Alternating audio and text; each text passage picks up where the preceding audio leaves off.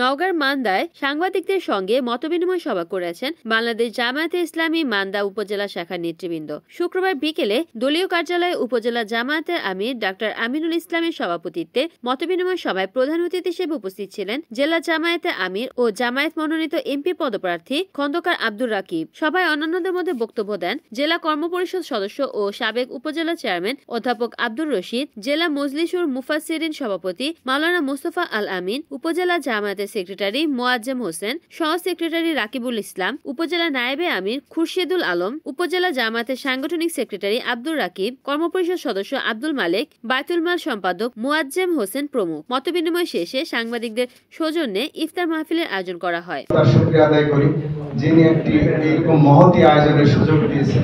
আলহামদুলিল্লাহ, দরুদ আমাদের নেতার প্রতি, যার মাধ্যমে আমরা আমাদের জীবন চলার পথ মহাগ্রন্থ আল কোরআন এই রমজান মাসে পেয়েছিলাম।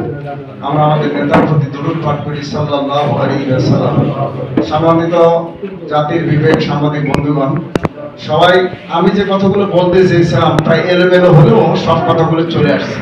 রিপোর্ট করেছেন নওগাঁ প্রতিনিধি মোহাম্মদ ওয়াসিম রাজু, NN TV।